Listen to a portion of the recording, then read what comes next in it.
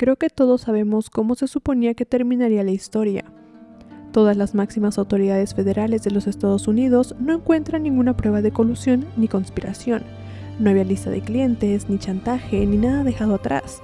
El banquero que pasó su carrera construyendo una misteriosa fortuna mientras manejaba el dinero de clientes multimillonarios que probablemente ni siquiera existían, al mismo tiempo que traficaba chicas hacia y desde una isla privada en el Caribe, mientras recibía como invitados en su casa a algunos de los políticos, empresarios, intelectuales y celebridades más importantes del mundo, habría actuado completamente solo. Todo habría sido una simple coincidencia y nada más. La historia de Jeffrey Epstein se desvaneció en el pasado mientras el mundo seguía girando.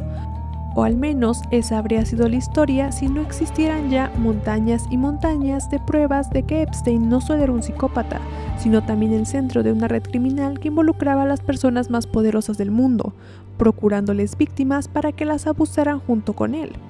Incluso ahora, con el gobierno federal contradiciéndose y echándose para atrás en lo que había dicho sobre su caso, la controversia y el misterio alrededor de Jeffrey Epstein ha llegado a su punto máximo.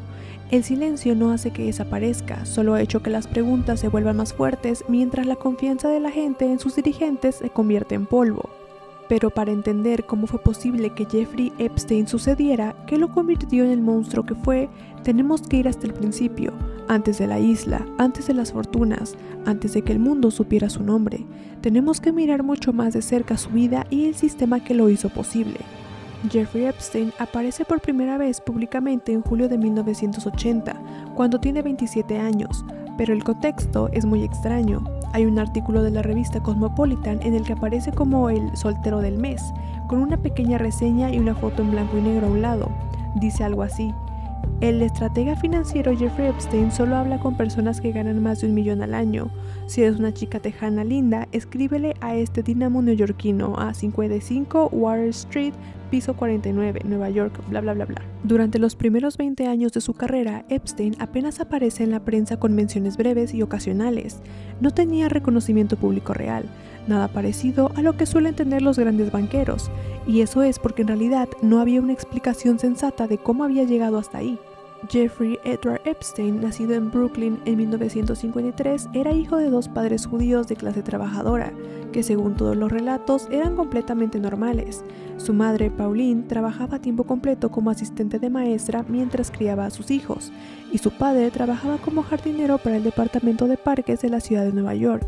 Amigos y vecinos los describían con palabras como sencillos, humildes y amables, tanto a los padres como a los hermanos y al propio Jeffrey. Una vecina escribiría más tarde que de niño era un chico nerd. Decían que era inteligente, con sobrepeso, siempre sonriente, pero más bien callado. En la secundaria, a Epstein le gustaba el álgebra y el cálculo, y estaba en el equipo de matemáticas, aunque sus compañeros dirían después que no destacaba tanto. Aún así, era lo suficientemente listo como para graduarse de la preparatoria en 1969. 2 años antes, y luego asistir al Cooper Union College, una escuela pequeña en Manhattan conocida por ofrecer matrícula completamente gratuita. Estudió matemáticas allí, aunque después de 2 años se transfirió a NU y terminó abandonando esa escuela también, sin ningún título universitario, pero en menos de 2 meses Epstein consiguió un trabajo de tiempo completo. Se convirtió en profesor de matemáticas de secundaria y no en cualquier escuela, sino en una de las más prestigiosas de Manhattan, una escuela para hijos de la élite. Los alumnos eran hijos de banqueros bien pagados, desarrolladores inmobiliarios, políticos, gente capaz de pagar una matrícula equivalente a $50,000 al año, al cambio de hoy. Para cuando empezó a enseñar en Dalton, Epstein ya era casi una persona completamente distinta. Básicamente, como profesor, Jeffrey Epstein era un tipo baboso y pequeño desastre, la verdad. A mediados de los 70, los alumnos en una de las preparatorias más prestigiosas de Nueva York se sorprendieron al encontrarse con un nuevo profesor que llevaba al límite el estricto código de vestimenta. Paseaba por los pasillos con un abrigo de piel, cadenas de oro y la camisa abierta, enseñando el pecho. Pero no era solo la forma provocativa de vestir, era cómo interactuaba con los estudiantes, lo que les dejó una impresión que duraría décadas. Al parecer, era popular entre las alumnas, como suele ocurrir con algunos profesores jóvenes. El problema es que él no solo aceptaba esa atención, sino que también la buscaba. Se cuenta que incluso empezó a aparecer en fiestas de estudiantes, incluyendo aquellas en las que había menores bebiendo alcohol. Pero antes de que este profesor de escuela privada, a mediados de sus 20, pudiera meterse en algo que lo implicara de forma seria, Epstein fue despedido de Dalton School por problemas de desempeño. Simplemente no era un buen profesor, pero al mismo tiempo fue capaz de hacer avanzar su carrera de una forma que solo se puede describir como fracasar sin fracasar. Porque si adelantas unos 20 años, Epstein ya no es ese universitario desertor sin rumbo, con fama de ser un poco acosador con sus alumnas. Es casi como si se hubiera convertido en una persona completamente distinta. Cuando miras más de cerca cómo pasa de ese profesor despedido a volar en un jet privado alrededor del mundo codeándose con ricos y famosos, las piezas del rompecabezas no encajan del todo. Sería solo unos meses después de que lo echaran de Dalton en 1976 cuando Jeffrey Epstein consigue otro trabajo, esta vez en la gigantesca firma de inversión Bear Stearns, como asistente en el piso de operaciones. Y es la segunda vez que hace algo así en solo un par de años, porque si hubo algo que sí hizo bien mientras trabajaba en Dalton fue impresionar a los padres ricos y poderosos de sus alumnos. Lo contrataron gracias a la recomendación de uno de esos padres, que además era amigo de Alan Greenberg, CEO del banco de inversión Bear Stearns, valorado en miles de millones. Greenberg también venía de un entorno de clase trabajadora y le gustaba contratar gente con lo que él llamaba títulos PSD, Poor, Smart and Desperate to be Rich, pobres, inteligentes y desesperados por hacerse ricos. Fuera o no ese su objetivo original al trabajar en una escuela privada, realmente esto lo catapultó hacia arriba de forma brutal. Y es raro, pero su tiempo en esa enorme firma financiera no fue tan distinto de su tiempo como profesor. En apenas 4 años pasa de asistente junior a socio limitado, un ascenso bastante loco para alguien sin título universitario. Pero solo un año después le piden que renuncie o lo despedirían en medio de una investigación de la SEC por uso de información privilegiada en Bear Stearns. Durante el resto de los 80 empezaría o se involucraría en una serie de negocios tan extraños que, si no supiéramos que existieron, sonarían inventados. Probablemente lo más extraño de todo lo que hizo en esa época fue Towers Financial Corporation, una empresa de cobro de deudas que se dedicaba a comprar deuda médica de consumidores. Lo contratan como consultor pagándole el equivalente a $69,000 al día de hoy. Y el primer trabajo que le dan es usar la empresa como vehículo para tomar el control de corporaciones. En los años 80 estaba de moda comprar una gran participación en una compañía, despedir a los directivos y luego hacer aún más recortes para aumentar el valor de las acciones antes de vender. Básicamente tomas el control de una empresa, la arruinas y luego ganas dinero con eso, o algo así. Su primer intento fue tratar de quedarse con Pan Am, la antigua aerolínea, en 1987. Un año después intenta lo mismo con Emery R. Fried. Ambos intentos fracasan y ese no es el mayor problema. El problema es que estaban usando dinero que no tenían. Mientras afirmaban ser una agencia de cobro de deudas, también habían recaudado $500 millón de inversionistas prometiendo grandes retornos. Usaron el dinero en jets privados, mansiones, autos de lujo y su plan para devolverlo era justamente ganar muchísimo con esas adquisiciones corporativas. Cuando las operaciones fallan, no tienen a dónde recurrir, no hay dinero para pagar a los inversionistas y todo se derrumba. En 1993, Tower Financial se viene abajo tras ser expuesta como una de las mayores estafas piramidales de la historia de los Estados Unidos. Pero cuando le toca declarar a su antiguo socio, Steven Hoffenberg, en vez de simplemente culpar a Epstein, prácticamente se echa toda la responsabilidad sobre él. Para entonces, cuando la empresa colapsa e inicia la investigación, Epstein ya se había ido 3 años antes. Jamás fue acusado por nada relacionado con Towers Financial. Mientras tanto, Hoffenberg pasa casi 20 años en prisión. No existe una razón clara del por qué Epstein nunca fue imputado por estar dentro de una de las peores estafas financieras de la historia. Una explicación es que Hoffenberg pudo haber mentido, su testimonio se consideró poco fiable. Otra, que el nombre de Epstein no aparecía directamente en las transacciones fraudulentas. Todo era de oídas y no valía la pena intentar acusarlo si ya tenían a Hoffenberg delante para castigarlo. Sin embargo, otra gente diría más tarde que solo por la pereza de los fiscales Epstein se libró y que sí estaba involucrado, sobre todo porque se sabe que en el punto más alto de la estafa, Epstein acompañaba físicamente a Hoffenberg por el mundo en su jet, reuniéndose con los inversionistas, estando con él la mayor parte del tiempo. Y de alguna manera, después de salir de ese empleo de consultor bastante bien pagado, y aparentemente sin tocar $1 del dinero sucio, un par de años después Epstein resurge completamente reinventado, como si su antiguo yo jamás hubiera existido. La idea de que su carrera es simplemente una historia de fracasar sin fracasar ni siquiera explica cómo termina donde terminó. Si un profesor de escuela privada puede ser contratado por un padre rico, ok, pero 15 años después, salir ileso de uno de los peores delitos financieros del país, en este punto muchas partes de su vida empiezan a sonar a conspiración. Y es que honestamente es una cuestión muy extraña, o sea, ¿cómo resultas ileso de todo eso? Por años, periodistas, amigos y socios recordaron que Epstein insinuaba o sugería trabajar para una agencia de inteligencia, aunque nunca decía cuál. A mediados y finales de los 80, la misma época en la que trabajaba con Towers Financial, también colaboró con Adnan Khashoggi, empresario saudí con lazos con la CIA y el Mossad, obviamente. Conocido por ser intermediario en la venta de armas estadounidenses desde Israel hacia Irán durante el escándalo Irán-Contra. Sumemos que más tarde se descubrió que Epstein tenía un pasaporte austriaco falso con varios sellos de países de Oriente Medio. Todo eso pinta un panorama muy confuso de su carrera. No hay una conclusión normal y sensata para esta parte de su vida. Incluso conectando todos los puntos, sigue sin tener completamente sentido.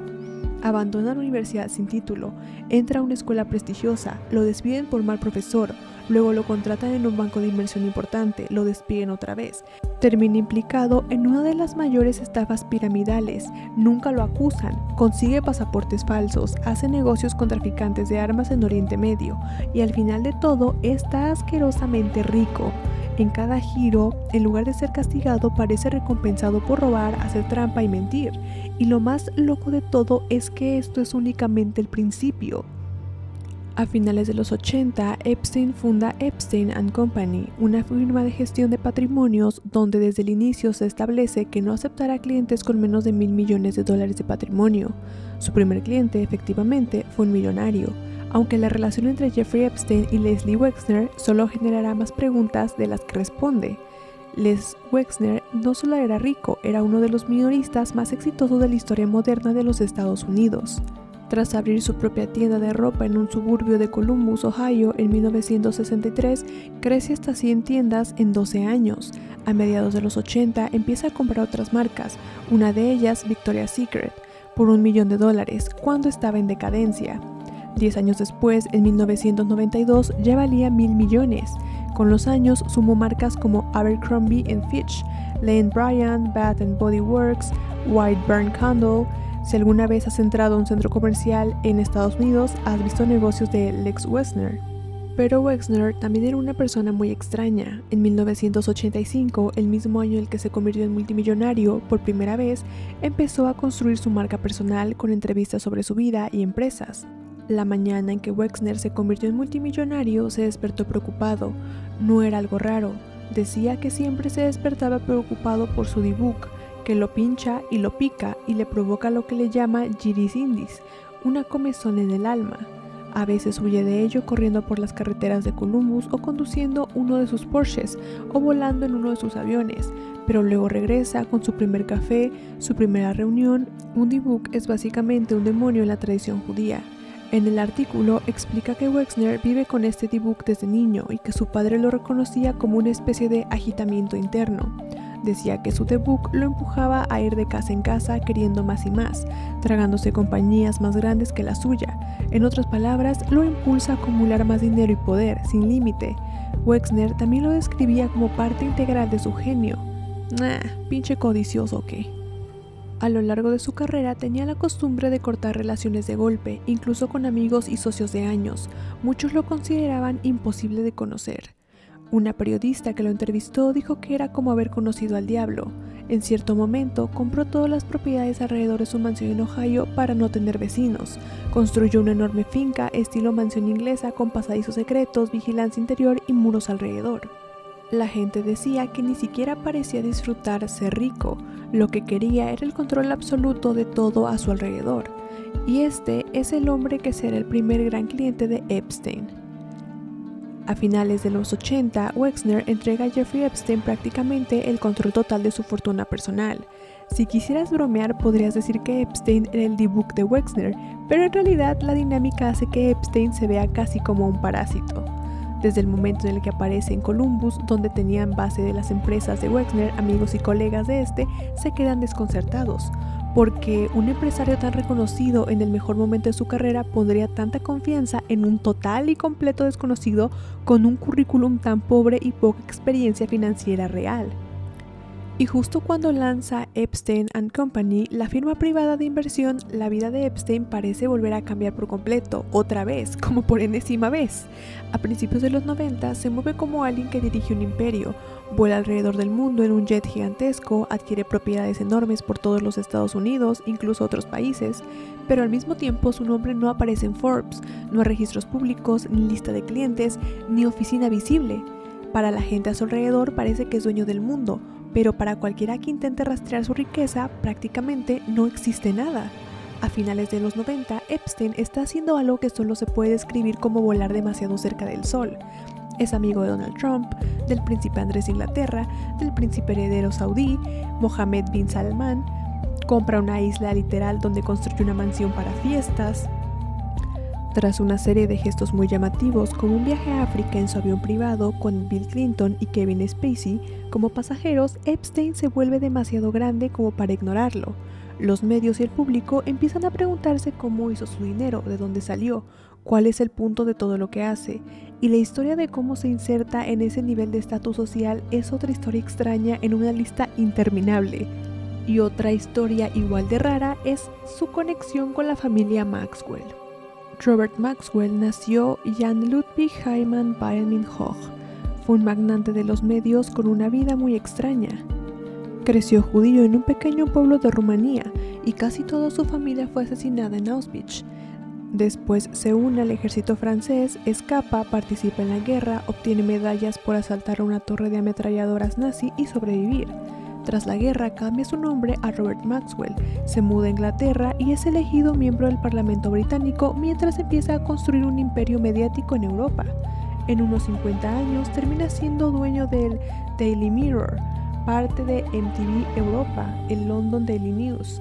Incluso compra la editorial estadounidense Macmillan por más de $2.000 millones a finales de los 80, pero a la vez tenía vínculos muy estrechos con la inteligencia israelí. Supuestamente ayudó a espías israelíes a distribuir software de espionaje con micrófonos ocultos en dos de las instalaciones de seguridad nuclear más importantes de los Estados Unidos. El Reino Unido llegó a llamarlo probablemente un agente doble o triple financiado por Rusia. Tenía lazos con MI6, la KGB y el Mossad al mismo tiempo. A principios de los 90, Robert Maxwell está profundamente endeudado.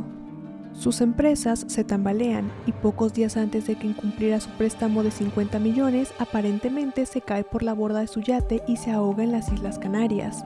Poco después sale a la luz que había estado robando cientos de millones de dólares de los fondos de pensiones de sus empresas para mantener su estilo de vida. Su legado, ya cuestionable, ahora sí queda destruido, entre comillas, obviamente.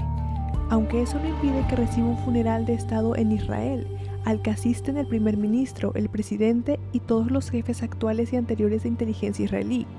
El caso es que una de sus 9 hijas, Ghislaine Maxwell, lleva años siendo una socialité conocida en Londres y Nueva York. Tras la muerte de su padre y la caída del imperio Maxwell, ella se muda a Manhattan, donde acaba saliendo con nada más y con nada menos que Jeffrey Epstein. La hija de este multimillonario y espía internacional se convierte en el principal enlace entre Epstein y su red de contactos poderosos. Entre muchas cosas, es quien lo presenta al príncipe Andrés, a miembros de la realeza saudí, a celebridades, a políticos. Epstein ya estaba bastante bien conectado, pero su relación con Maxwell fue clave para insertarse en la cúspide de la sociedad. En marzo de 2003, la periodista de Vanity Fair, Vicky Ward, decide hacer un perfil de Epstein para averiguar de una vez por todas quién es y de qué va. Dice lo siguiente: últimamente el estilo de alto vuelo de Jeffrey Epstein provoca muchos wow. El financiero soltero vive en la residencia privada más grande de Nueva York. Dice que solo acepta como clientes a multimillonarios y vuela a celebridades como Bill Clinton y Kevin Spacey. en su Boeing 727. Pero al pinchar la burbuja de misterio, la imagen cambia. Su investigación la lleva a cuestionar la idea de que Epstein hizo su fortuna con una firma privada ultra exclusiva. Sugiere que Leslie Wexner es el único cliente real que Epstein ha tenido, y más aún que su negocio ni siquiera es la fuente principal de su dinero. Lo que encuentra apunta a que Epstein no era un genio de las inversiones, sino que probablemente habría conseguido una buena parte de su fortuna de la estafa de Towers Financial, en la que estaba mucho más involucrado de lo que cuenta la versión oficial. En esencia lo pinta como un fraude, un estafador sin historial sólido de inversión, oculto detrás de una imagen de gran cerebro financiero, mientras construía una red social que lo hacía parecer más sofisticado de lo que realmente era. Mientras trabaja en el artículo, Vicky Ward es contactada por dos hermanas que afirman que Epstein había abusado sexualmente de ellas a mediados de los 90. Una de ellas era menor de edad. Incluso habían alertado a las autoridades, pero la policía en Nueva York no actuó. Supuestamente, Epstein le prometió a la hermana menor acceso a programas que la ayudarían a entrar a universidades de élite. A la mayor le ofreció apoyo económico para su carrera artística. Cuando las tuvo a solas, abusó de ambas. Originalmente, sus acusaciones estaban incluidas en el perfil para Vanity Fair, pero mientras Ward y su equipo trabajaban en la historia, Epstein empieza a presentarse en la redacción, pidiendo que no se mencione a las jóvenes. Y en esa misma semana aparecen en la puerta del editor en jefe de la revista una bala y la cabeza de un gato muerto. Después de eso, cualquier mención a estas acusaciones desaparece del artículo final. Vicky Ward después contaría que tenía tanto miedo que cuando dio a luz prematuramente, unos meses después, contrató seguridad privada para vigilar a sus bebés en la UCI neonatal.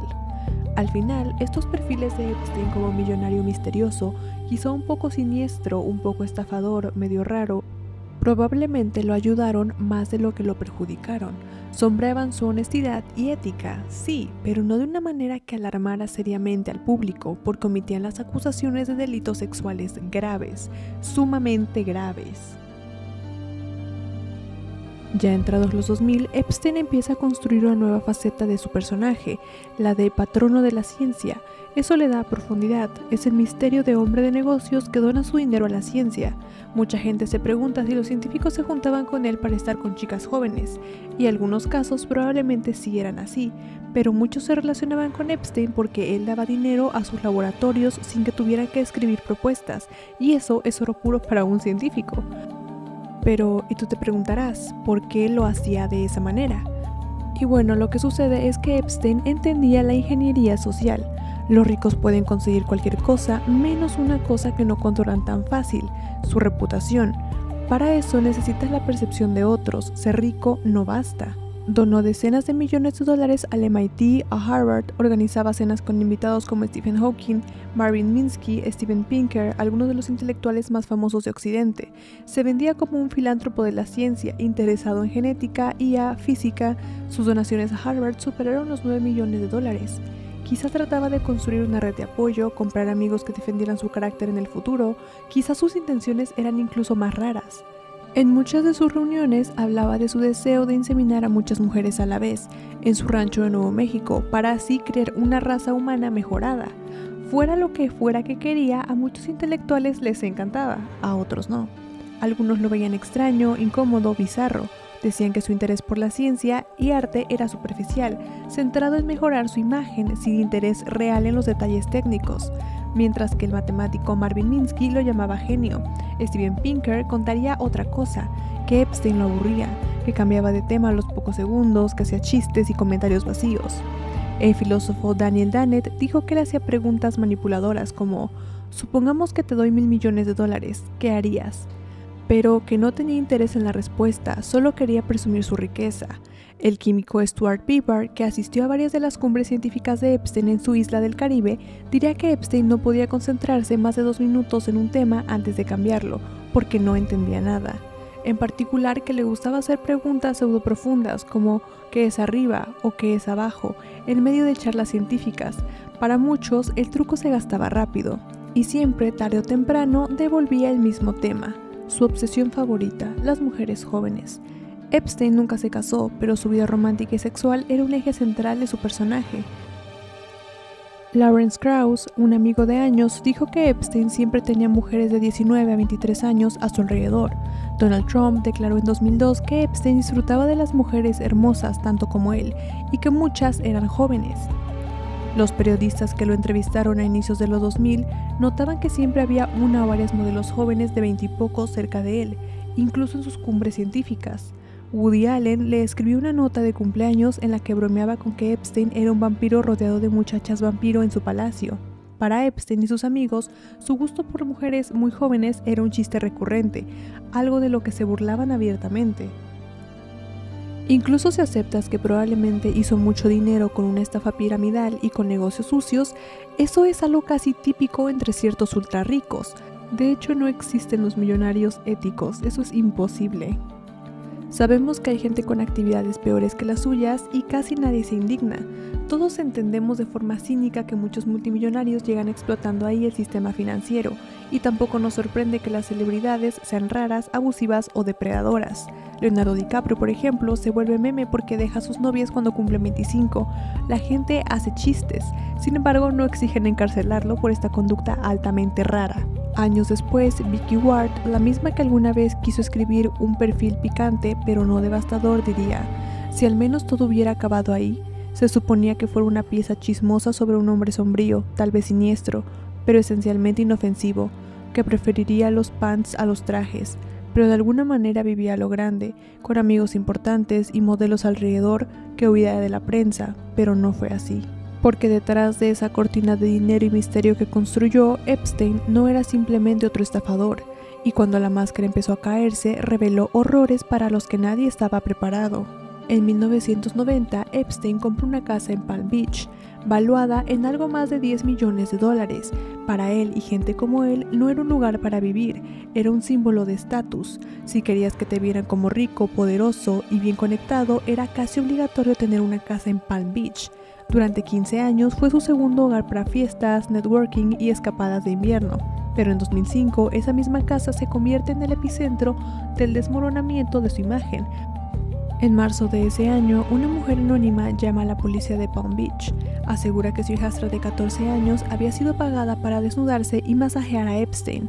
La historia era que la niña, que iba en un internado para adolescentes problemáticos, de pronto llamó la atención porque apareció con $300 en efectivo en su bolso. Ante las habladurías de otros alumnos, la policía escolar y una terapeuta la entrevistan.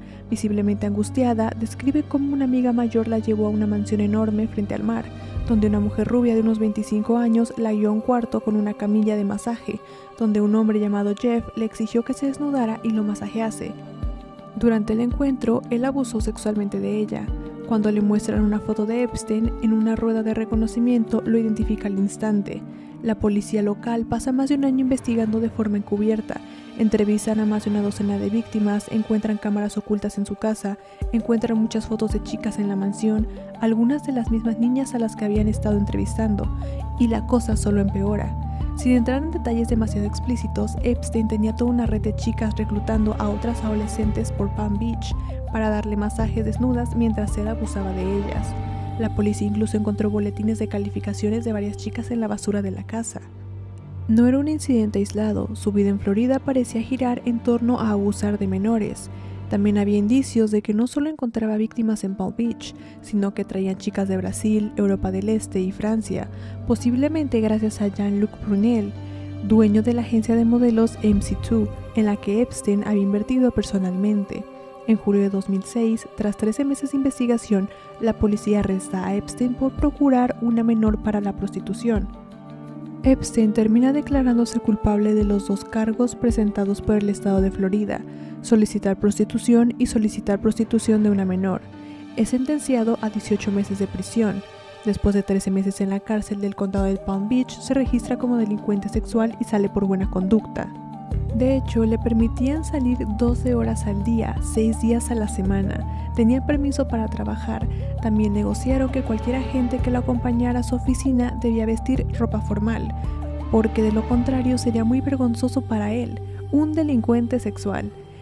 O sea, hazme el chingado favor. Y para colmo de males, él resuelve discretamente todas estas demandas civiles con sus acusadoras por medio de un DNA, o sea, un No Disclosure Agreement, un acuerdo de confidencialidad para que ellas no puedan hablar sobre lo que les pasó, básicamente. O al menos en este tipo de casos suele ser la principal función de un DNA. Con apenas algo de cobertura mediática local, en ese momento no se considera un gran escándalo, un tipo rico y raro es atrapado, cumple algo de tiempo, el mundo sigue. Más extraño todavía es cómo se ve afectada su vida después de la cárcel, porque básicamente no se ve afectada. Su círculo social no lo rechaza ni lo margina por lo que hizo. Se podría argumentar que tras la cárcel algunos incluso lo admiraban más que antes. Casi inmediatamente después de regresar a Nueva York, organiza una cena a la que asisten la periodista Kathy Couric, el cineasta Woody Allen y la comediante Chelsea Handler, y otros. Semanas después, organiza una fiesta de cumpleaños para el príncipe Andrés, cuarto en la línea de sucesión al trono británico. Algunos incluso lo defienden en público, como Lawrence Krauss, el físico teórico para quien Epstein había conseguido millones. Aunque colegas lo critican por su relación con Epstein, Krauss insiste: "No siento que mi relación con Jeffrey Epstein me manche en ninguna manera, siento que me eleva". Otro diría: "Nunca he probado pagar por sexo, pero si una joven miente sobre su edad, es culpa suya". Obviamente no todo fue positivo. La esposa del CEO de Apollo Management, John Howard, diría: "Lo único que veo aquí es que si tienes mucho dinero o eres famoso, te perdonan de todo. De donde yo vengo sería una paria social, pero en Nueva York lo único que te excluye es la pobreza. Una condena de cárcel ya no importa. No era que la gente no supiera lo que había hecho, había salido en las noticias, simplemente no les importaba". La publicista Peggy Siegel diría: "Yo y muchos otros que conocemos a Epstein lo describimos como brillante. Su mente única es lo que atrae a las personas más inteligentes del mundo a su casa". El pasado septiembre, ayudado por Siegel, Epstein organiza un desayuno tras Yom Kippur. Unos 120 amigos llevan a sus hijos a un buffet.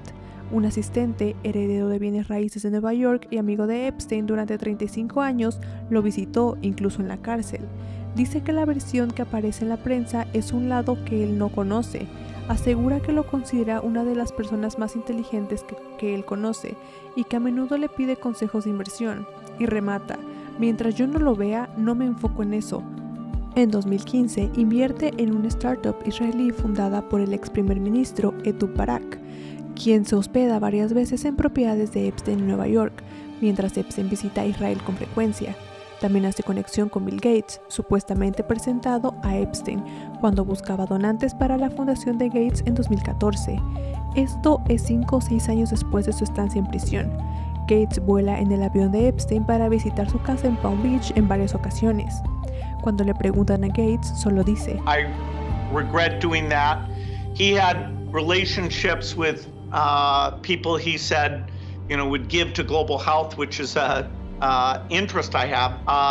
Those meetings were a mistake. They didn't result in what he purported, and I cut them off. That goes back a long time ago now. So there's nothing new on that". Epstein no es una paria, no es un excluido. Su lista de amigos, de hecho, parece mejorar. Durante casi toda la década de 2010, la condena de Epstein no altera su vida. Sigue haciendo negocios, socializando, viviendo igual que siempre. Años es 2018 y el diario The Miami Herald va a publicar una serie de artículos titulada Perversion of Justice, perversión de la justicia. Es el resultado de una investigación de años de la periodista Julie Brown y hace que todo sobre el caso de Epstein vuelva a ponerse sobre la mesa, acusadoras. La controversia nunca desapareció del todo, simplemente está apagando el silencio para que se callaran. Julie Brown muestra que el alcance de los crímenes de Epstein era mucho más amplio de lo pensado, que no solo había recibido un trato suave, sino que había sido protegido activamente por el sistema judicial. Muchas de las cosas que escribe ya eran información pública, pero ella las reúne de manera profunda y coherente. Documenta más de 80 posibles víctimas, todas entre los 13 y 18 años. Entrevista a varias, construye una narrativa clara sobre cómo el sistema legal no solo falló, sino que literalmente protegió a Epstein. Resulta que la historia de su tiempo en prisión era mucho más complicada que un año de la cárcel del condado.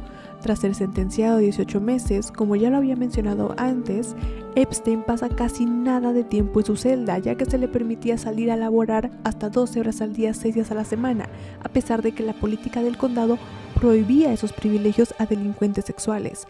Básicamente, Epstein manejaba la cárcel donde estaba. Cuando no estaba en el trabajo, los sheriffs ordenaban que su celda permaneciera abierta y que tuviera acceso ilimitado a una sala de TV.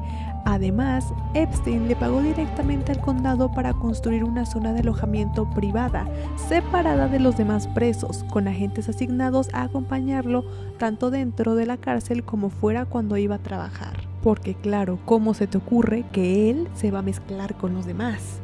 Y es que uno de esos agentes diría que su tarea no era vigilar a Epstein, sino más bien protegerlo.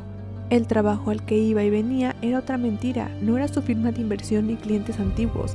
En realidad, Epstein había creado una organización sin fines de lucro llamada Florida Science Foundation justo antes de su sentencia y se empleó a sí mismo allí. No hay evidencia de que esta fundación tuviera algún propósito real aparte de permitirle salir de la cárcel todos los días. Nunca presentaron registros fiscales ni nada parecido. Epstein viajaba a reuniones por todo Palm Beach con chofer privado, mientras los agentes que se suponían debían vigilarlos se quedaban esperando afuera. Todo esto cuando se suponía estaba cumpliendo su año de cárcel, ¿eh?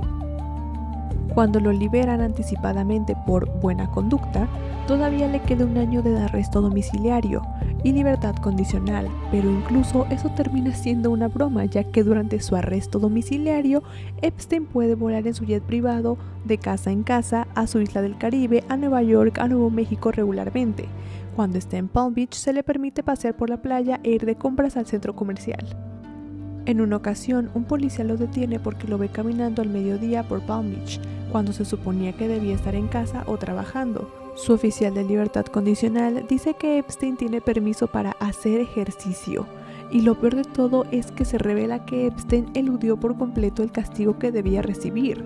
Mientras la policía de Palm Beach lo investigaba en 2008, se dan cuenta de que no es solo un asunto local, claramente cruza fronteras estatales. Informan al FBI, que abre su propia investigación de 13 meses, identificando aún más víctimas potenciales que la policía local, más de 80 chicas. En la acusación federal de 53 páginas enfrentaba cargos como transporte de menores entre estados para sexo, abuso sexual de menores, prostitución infantil, manipulación de testigos, delitos que podían llevarlo a décadas de prisión, sino a cadena perpetua. Sospechaban que no solo actuaba en Palm Beach, sino que trasladaba a las chicas a todas sus propiedades, Manhattan, Nuevo México, Florida, su isla privada. Incluso se sospecha que algunas eran traídas del extranjero gracias a contactos en el mundo del modelaje. Es decir, el FBI no ve a un rico pervertido, sino a un pedófilo con una red tan extensa que parecía imposible que actuara solo. Y aún así, Epstein logra cerrar un trato con los fiscales federales tan extraño y tan indulgente que parece un favor personal más que la resolución de un caso de abuso sexual, una reverenda mentada de madre para las víctimas. El personaje clave es Alex Acosta, fiscal federal del sur de Florida a finales de los 2000. A sus 30 y tantos ya tenía varios cargos designados por George W. Bush, incluyendo dirigir la División de Derechos Civiles enfocada a la lucha contra trata de personas. Ambicioso, aún quería llegar más alto. Al revisar el caso del FBI, en lugar de llevarlo a juicio, Acosta se reúne en privado con los abogados estrella de Epstein y negocia un acuerdo de no enjuiciamiento.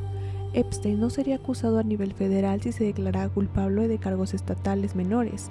El acuerdo va más lejos, garantiza que ningún co-conspirador presente o futuro sería perseguido, incluso si luego aparecieran nuevos implicados.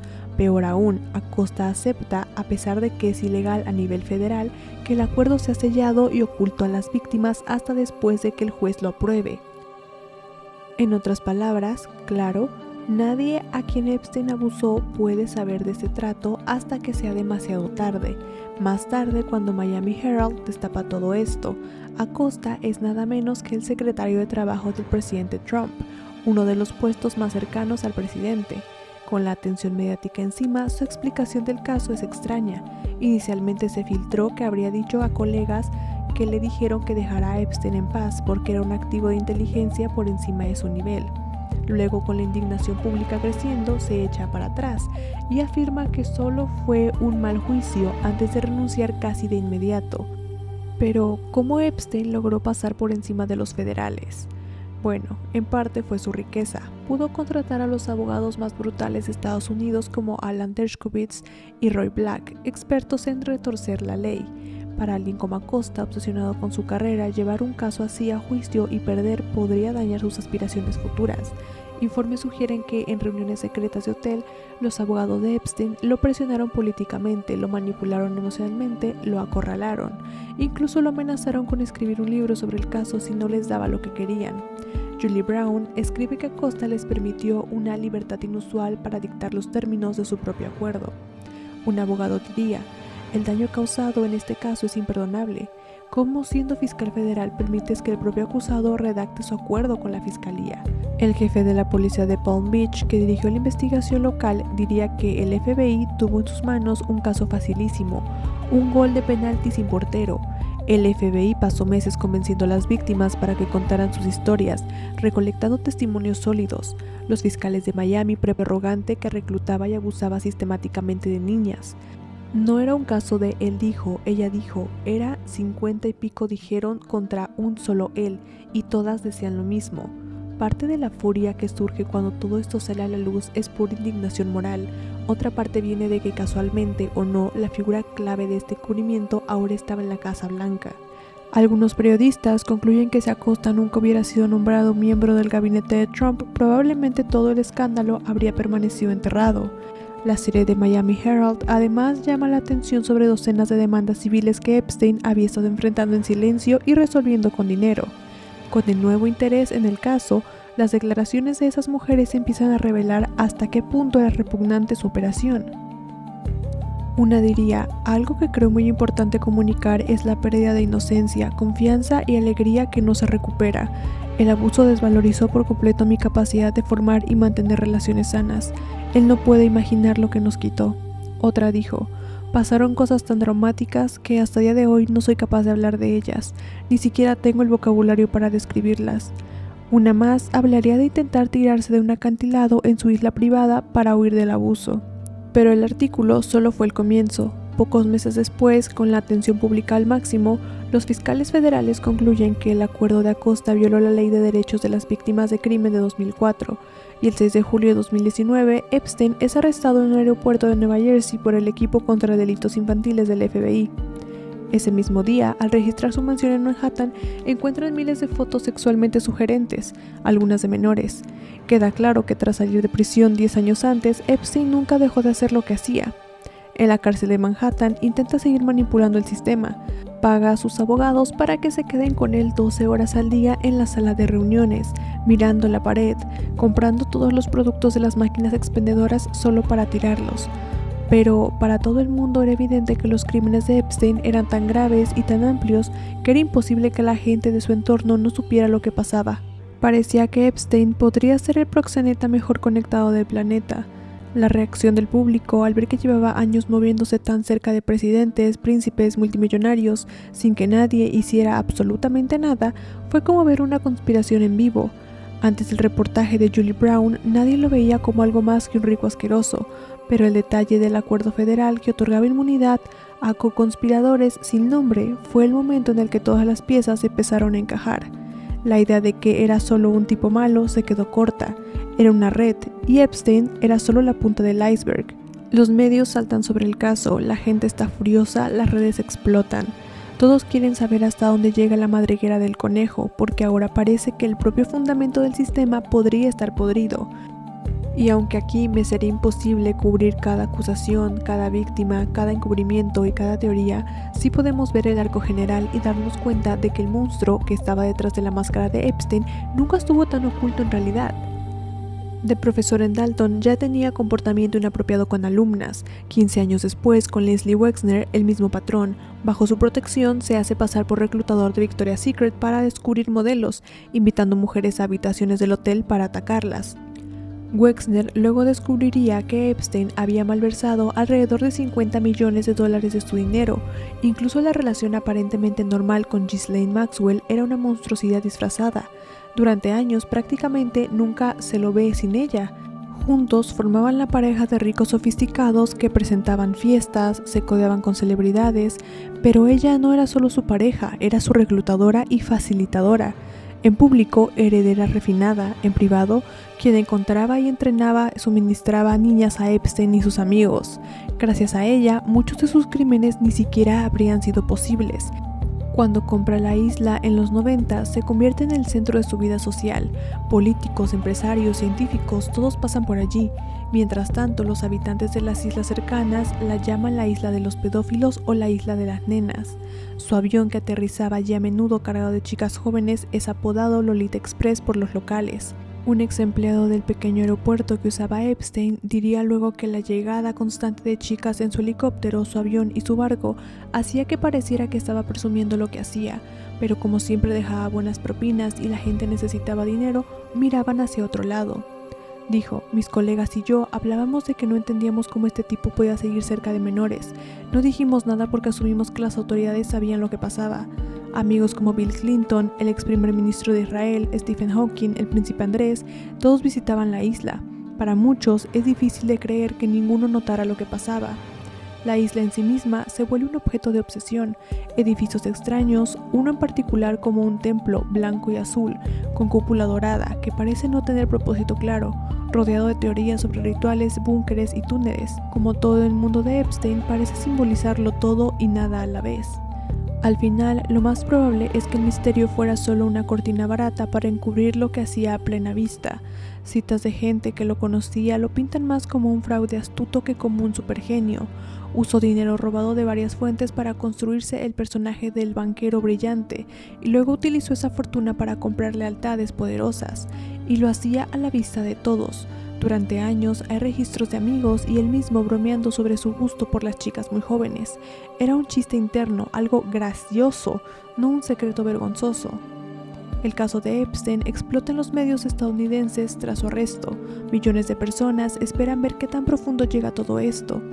Pero el 10 de agosto de 2019 a las 6:30 de la mañana, Epstein es encontrado muerto en su celda, apenas 5 semanas después de ser arrestado. Antes de que se anuncie la causa oficial de muerte, el mundo ya ha decidido que no se suicidó. La explicación oficial parecía ridícula. Ocurrió justo después de que los guardias se quedaran dormidos y exactamente cuando las cámaras que lo vigilaban supuestamente se averiaron. En los años que han pasado, los detalles de su muerte han quedado en segundo plano, frente a lo que sí dejó atrás, una lista larga de mentiras y secretos. Epstein no se suicidó. Se convierte en una especie de eslogan de descreimiento global. Aparece en grafitis, camisetas, tweets de congresistas. Representa la idea de que nos están mintiendo, de que la gente con dinero y poder puede salirse con la suya en todo, porque aunque Epstein pagó con su vida sus crímenes, todo indica que el resto de los implicados se irá bien libre y para siempre. En cierto modo, cuando él muere, el caso muere con él. Pese a todo el escándalo, no hay un camino claro hacia la rendición de cuentas. Meses después, uno de sus amigos más visibles, el príncipe Andrés, es obligado a abandonar todas sus funciones públicas de la familia real británica. Nunca más se le ve en actos oficiales. Jean-Luc Brunel, el cazatalentos francés de modelos cuyo negocio fue financiado por Epstein y que voló más de 30 veces en su avión, es arrestado en 2020 por violación de menores. También aparece muerto en su celda antes del juicio, presuntamente ahorcado, al igual que Epstein. El caso de Epstein es un pozo sin fondo. Una de sus acusadoras más visibles, Virginia, quien fue traficada al príncipe Andrés cuando era adolescente tras conocer a Ghislaine Maxwell en el spa Mar-a-Lago, pasa una gran parte de su vida adulta contando lo que le hicieron, y hace poco, en este año 2025, murió a los 41 años en circunstancias que su familia califica de sospechosas. Pero es más sospechoso aún si recordamos que el príncipe Andrés llegó a un acuerdo con Virginia. Virginia acusó al duque de York de haberla agredido sexualmente en 3 ocasiones cuando tenía 17 años, acusaciones que él obviamente negó. Una carta presentada ante el Tribunal de Distrito de los Estados Unidos dice que el duque y Virginia llegaron a un acuerdo extrajudicial. Los representantes del duque señalaron que no tenía comentarios más allá de la declaración hecha en el tribunal. Bajo los términos acordados de que no se revelaron detalles, el príncipe hará una donación sustancial a la organización benéfica de la señora Virginia. Además, el documento indica que el duque nunca tuvo la intención de difamar la reputación de la señora Gifford y que reconoció que ella tuvo que sufrir tanto como víctima de abuso como por los ataques públicos injustos en su contra.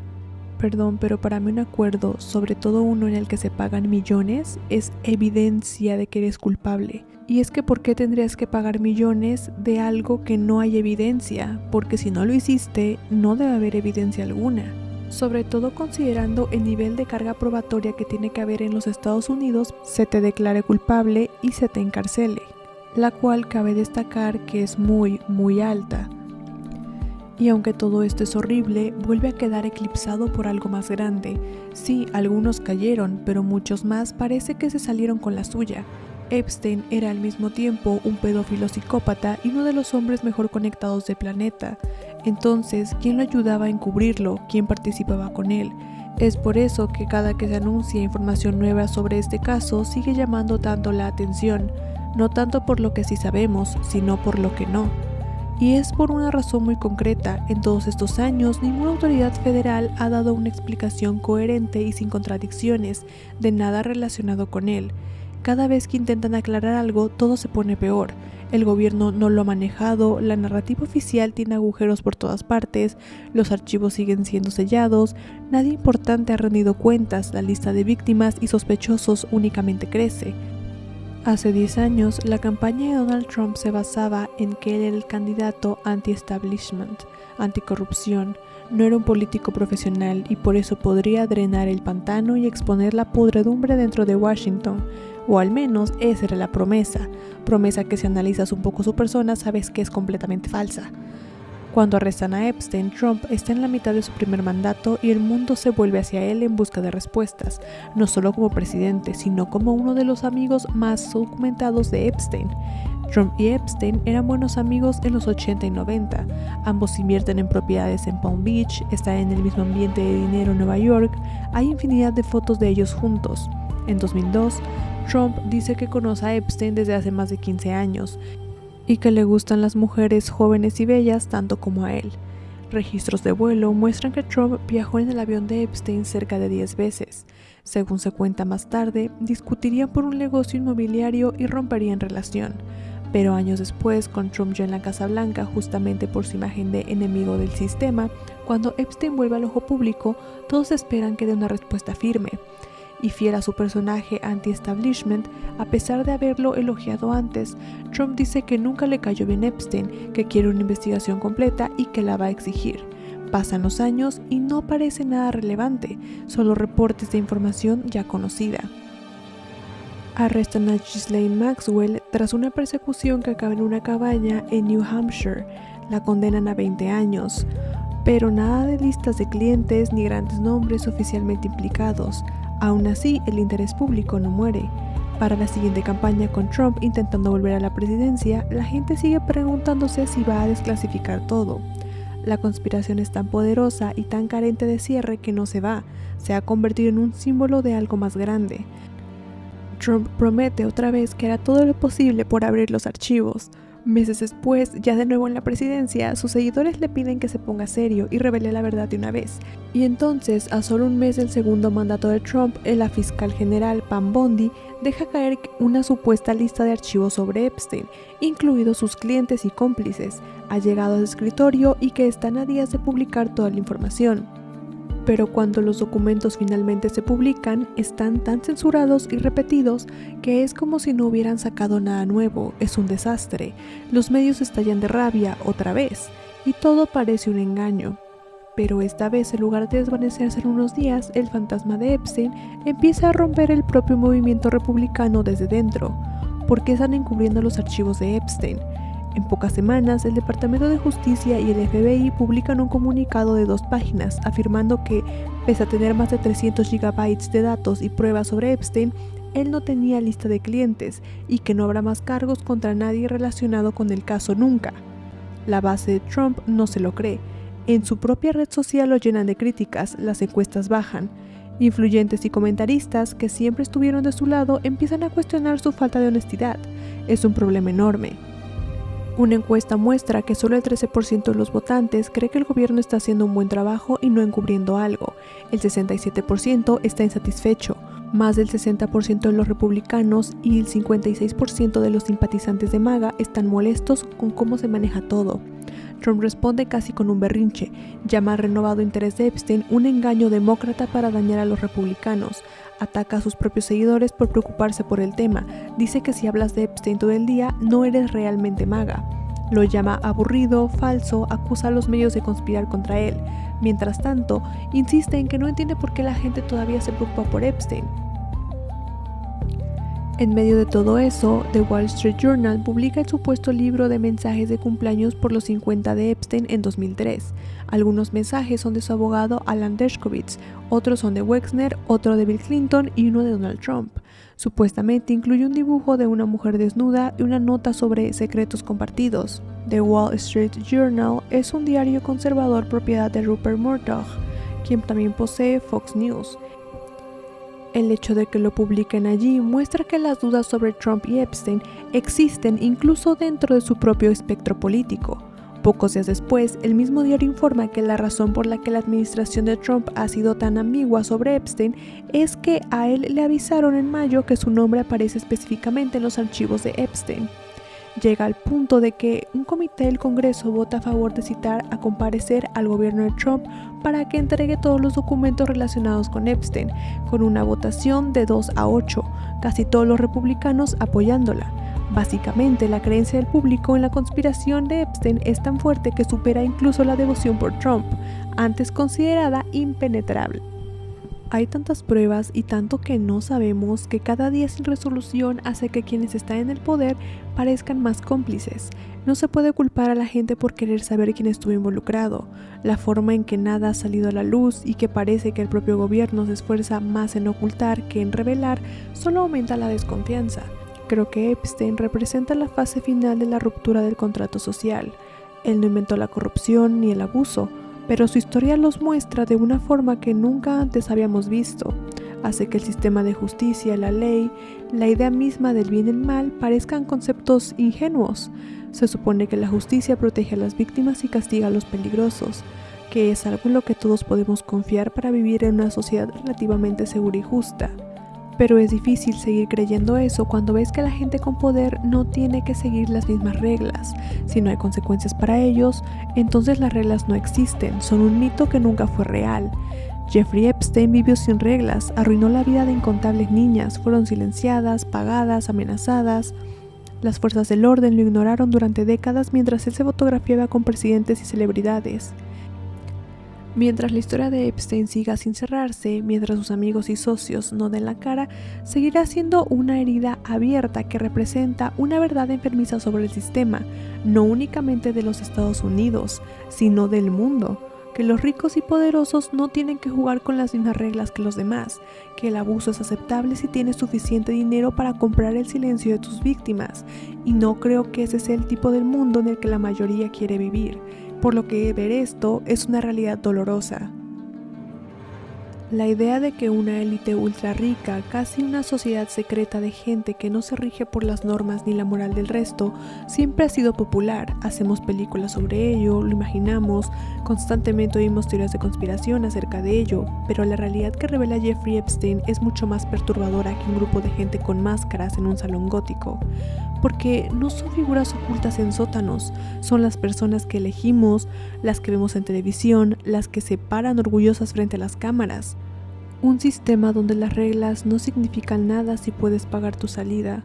Creo que todos en el fondo ya sabíamos que eso pasaba, pero la idea de que no hay límite, de que ni siquiera la infancia, ni siquiera la integridad del sistema judicial, ni la diferencia entre el bien y el mal están a salvo del dinero, eso inquieta a la gente. Se nos mete en la cabeza. En cierto modo, la historia de Epstein habla de todos nosotros.